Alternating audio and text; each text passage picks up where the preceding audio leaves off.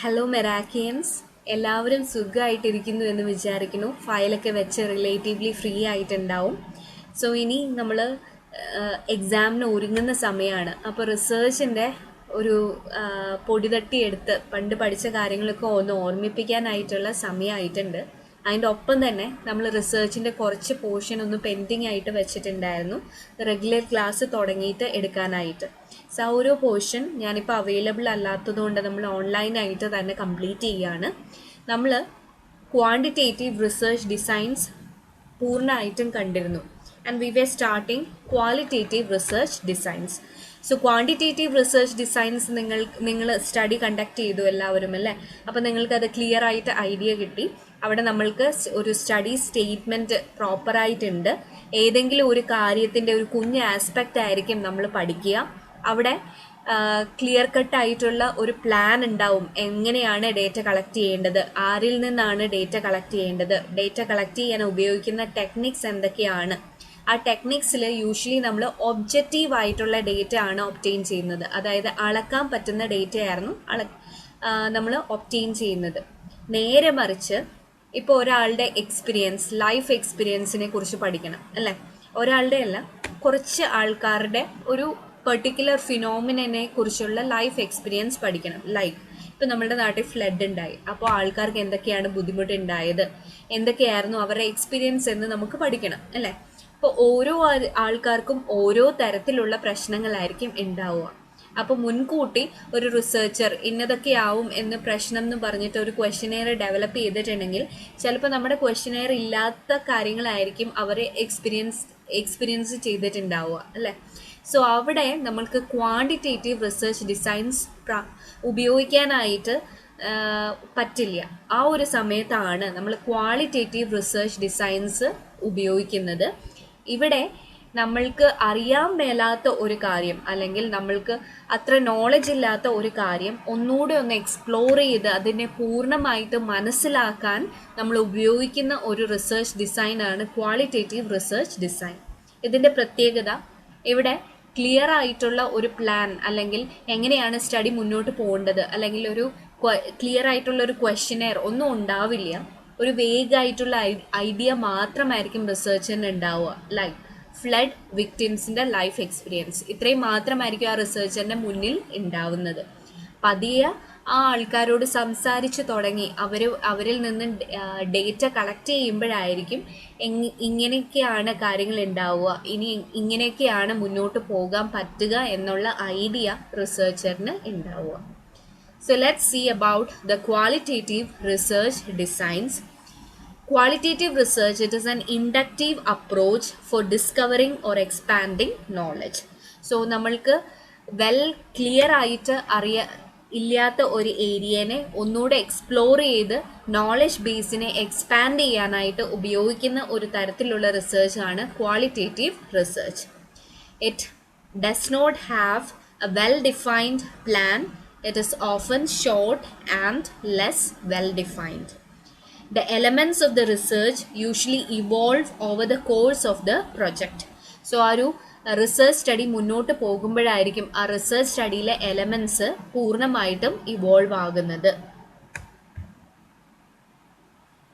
As the study unfolds, decisions are made in the field about how best to obtain information, from whom to obtain the information, how to schedule data collection, how long each data collection session should last.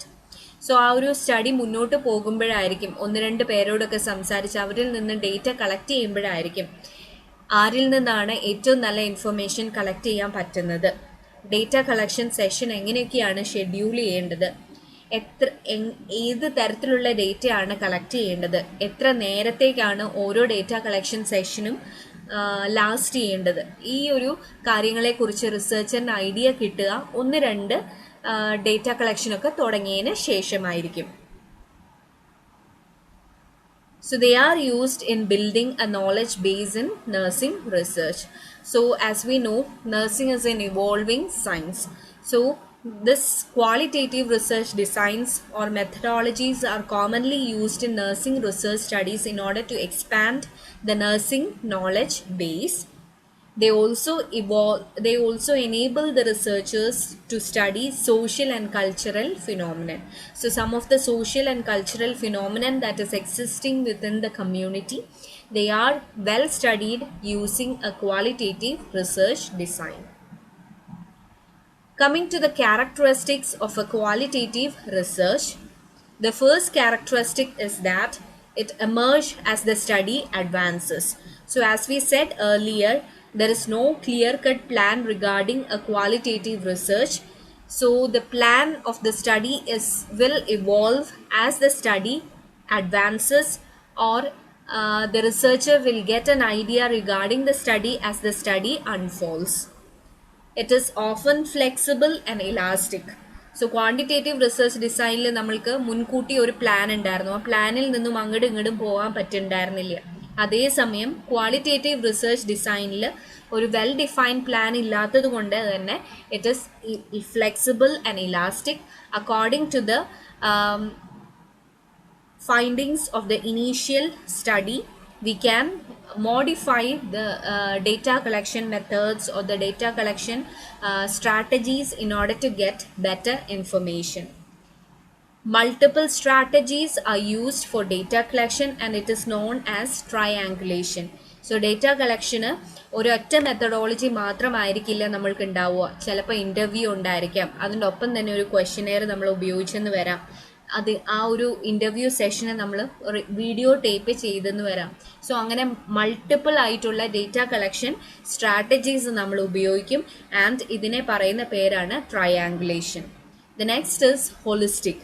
So quantitative റിസർച്ചിൽ നമ്മൾ പറഞ്ഞിരുന്നു സ്റ്റഡിയുടെ ഒരു കുഞ്ഞ് aspect മാത്രമായിരിക്കും പഠിക്കുക. പക്ഷേ ഇതേ സമയം ഇവിടെ ക്വാളിറ്റേറ്റീവ് റിസർച്ചിൽ it is holistic. We will cover the entire aspect of a phenomenon. The next is it requires intense researchers' involvement. So since it is a detailed study or exploration of a phenomenon, we require intense researchers' involvement. Sometimes the study may take a longer period. Sometimes the researcher will have to settle within the community in order to learn about the social or cultural phenomenon within the community. So this particular study requires intense researchers' involvement. And the last characteristic is ongoing data analysis. So ongoing data analysis എന്ന് പറയുമ്പോൾ ഇവിടെ data collect ചെയ്യുന്നതിൻ്റെ ഒപ്പം തന്നെ നമ്മൾ ആ ഡേറ്റേനെ analyse ചെയ്ത് പോകും. അവസാനമല്ല ഡേറ്റ അനാലിസിസ് നടത്തുക. ഓരോ ആൾക്കാരിൽ നിന്നും ഡേറ്റ ഒപ്റ്റെയിൻ ചെയ്യുമ്പോൾ തന്നെ അതിനെ അനലൈസ് ചെയ്ത് തന്നെ പോകണം. എങ്കിൽ മാത്രമേ എത്ര പേരിൽ നിന്നും ഡേറ്റ കളക്ട് ചെയ്യണം, എന്തോരം ഡേറ്റ കളക്ട് ചെയ്യണം എന്നൊക്കെ നമ്മൾക്ക് തീരുമാനിക്കാനായിട്ട് പറ്റുള്ളൂ. So these are the characteristics of qualitative research. It emerges as the study advances. It is flexible and elastic. Multiple strategies are used for data collection. It is holistic. It requires intense researchers' involvement and there is ongoing data analysis. Coming to the phases of qualitative research. So there are 4 phases of qualitative research. The first phase is orientation and overview phase. So this is the first phase of qualitative research. At this phase, the researcher only pursues the type of knowledge that is to be obtained by conducting this particular qualitative study. So ഈ ഒരു ഫേസിൽ റിസർച്ചറിന് എന്താണ്, ഏത് തരത്തിലുള്ള നോളജാണ് obtain ചെയ്യേണ്ടത് എന്ന് വേഗമായിട്ടുള്ള ഒരു idea മാത്രമേ ഉണ്ടായിരിക്കുള്ളൂ. ലൈക്ക് നേരത്തെ പറഞ്ഞ പോലെ തന്നെ ഫ്ലഡ് വിക്ടിംസിൽ നിന്നും അവരുടെ ലൈഫ് എക്സ്പീരിയൻസ് കളക്ട് ചെയ്യുക, ആ ഒരു കുഞ്ഞ് ഐഡിയ മാത്രമേ നമ്മളുടെ റിസർച്ചറിന് ഉണ്ടാവുള്ളൂ. So at the stage the researcher only presumes the type of knowledge that is to be obtained by conducting this particular study. This orientation and overview phase enables them to plan further research study. ഈ ഒരു ഫേസിൻ്റെ ഈ ഒരു orientation face അനുസരിച്ചായിരിക്കും ബാക്കിയുള്ള study എങ്ങനെ മുന്നോട്ട് പോകണം എന്ന് റിസർച്ചർ തീരുമാനിക്കുക. So this is the first phase of qualitative research. It is orientation and overview phase. ഇവിടെ റിസർച്ചറിന് ഒരു വേഗമായിട്ടുള്ള ഒരു ഐഡിയ മാത്രമേ ഉണ്ടായിരിക്കുള്ളൂ. And this phase helps in conducting or planning the further study.